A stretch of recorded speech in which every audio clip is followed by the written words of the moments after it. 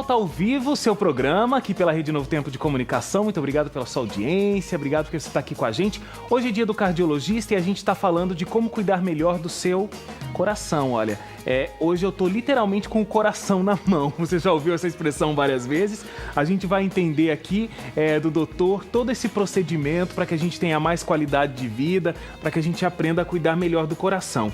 E daqui a pouco também no próximo bloco, aí a gente vai te explicar como é que são esses novos procedimentos aí para os primeiros socorros, tá bom? Então fica ligado, seu programa hoje especialíssimo.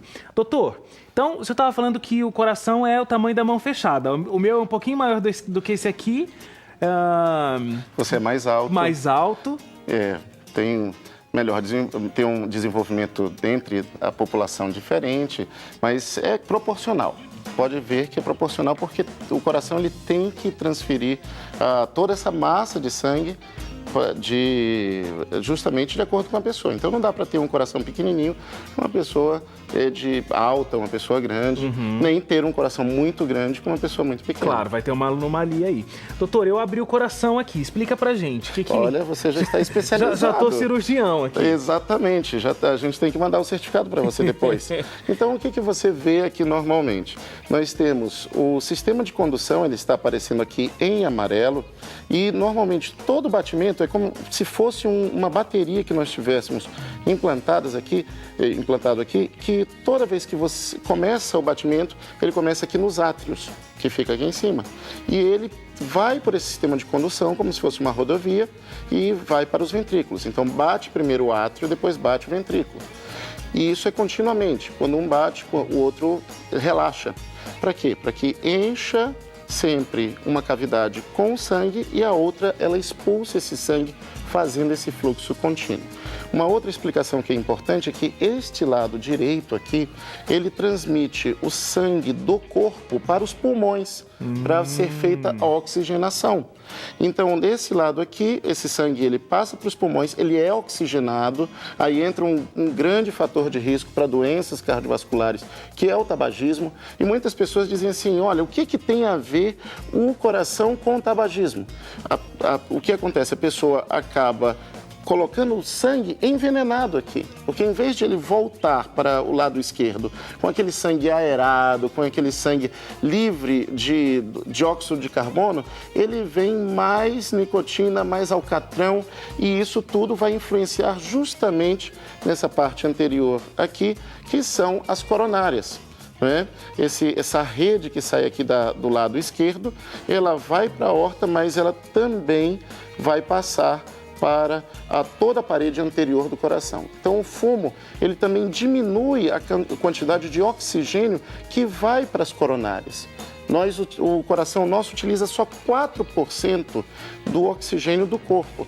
Parece muito, mas para uma máquina que não para de trabalhar, é um equilíbrio muito delicado. Então, pequenas alterações, ela pode ter consequências desastrosas, inclusive hoje. Consequências devastadoras aí. Exatamente. Muito legal a explicação, doutor. O senhor tem um outro coração aqui para explicar para a gente as diferentes formas aí, dificuldades do batimento. Exatamente. Então, para nós entendermos tudo aquilo que eu falei sobre o batimento nos átrios, nos ventrículos, existe o que a gente vai ouvir normalmente é essa batida rítmica. Átrio-ventrículo, átrio-ventrículo. Deu para ouvir aí? Deu para ouvir aí, produção? Tá.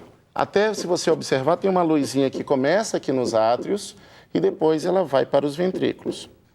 Mas quando a pessoa, por exemplo, por algum motivo começa a aparecer alguma arritmia, esse batimento rítmico, esse tum-tum, tum-tum, tum-tum, ele fica irregular.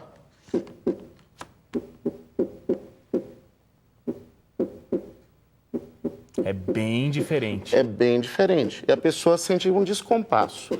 Normalmente, todos nós, em algumas situações, por exemplo, pegando a Ayrton Senna para vir gravar, ou então quando você encontra assim, um outro momento, o coração acelera. Mas, e mesmo algumas vezes, ele pode ter alguma falhinha. Mas quando esse tipo de ritmo começa a aparecer várias vezes, isso também, um dos fatores de risco para isso aparecer é o consumo de álcool. Consumo de álcool. E além da hipertensão, fumo. isso pode causar um terceiro problema que parece afetar não o coração, mas o cérebro, que é justamente o aparecimento de um AVC, que é o derrame. Um trombinho, ele sobe e ele causa justamente a morte, né? O sangue não passa para uma área do cérebro e isso daqui é o que causa o derrame. Se vocês observarem, aqui é lógico, é uma ilustração, mas é um trombo, é um coágulo de sangue que surgiu no coração e ele surgiu por uma arritmia, surgiu pelo tabagismo, surgiu pela hipertensão e ele sobe pela circulação e acaba causando um desastre, que é justamente o derrame, que é o AVC, que é essa área cinza que está representada aqui. E a luzinha acesa justamente representa que esse trombo ele pode parar no cérebro, causando um AVC, ele pode parar nas pernas, causando algum tipo de trombose. Então é muito importante cuidarmos do nosso coração. Agora, e colesterol? Colesterol também é um problema sério, inclusive para o nosso coração. Exatamente. O que acontece normalmente? Eu trouxe aqui um outro modelo para mostrar para vocês.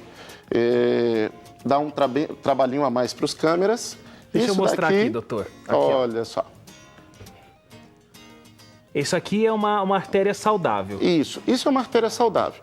Aí a pessoa começa hábitos de vida, fumo, consome muita gordura, estresse, tabagismo. Às vezes, o que vai acontecendo é que ela vai ou enlarguecendo, ou então vai aparecendo uma pequena placa de gordura.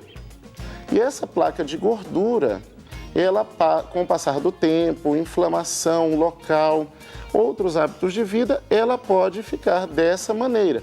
Se você notar a primeira imagem e a última imagem, você vai observar bem a diferença.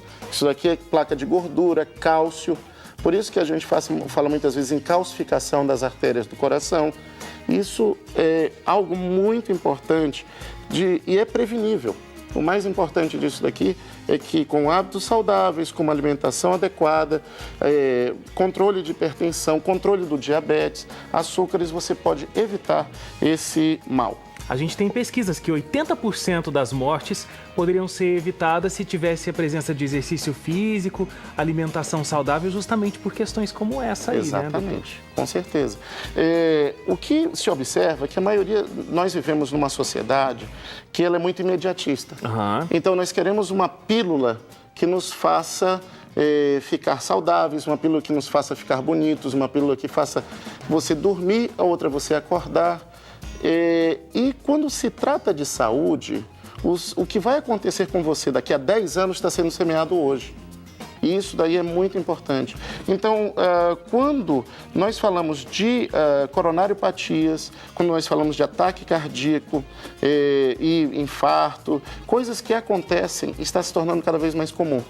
Antigamente, que eu falo não muito tempo atrás, há uns 15 anos atrás, a média para a pessoa começar a pensar em ter problemas com o coração era em torno dos 40 anos. Hoje em dia nós vemos pessoas com 28, 31 anos com infarto do coração e pessoas que não usam drogas, pessoas que muitas vezes até nem fumam e têm uma vida estressada, dormem pouco, comem muita gordura ou comem muito fast food. E o que acontece com essas pessoas? Acaba desencadeando uma série de problemas. Olha, a gente tem muita pergunta chegando, a gente vai para o intervalo. Na volta, você vai aprender essas novas diretrizes aí para os procedimentos de primeiros socorros e também a gente vai responder as suas dúvidas aqui no seu programa. Então não sai daí, a gente vai para o intervalo rapidíssimo e a gente volta já.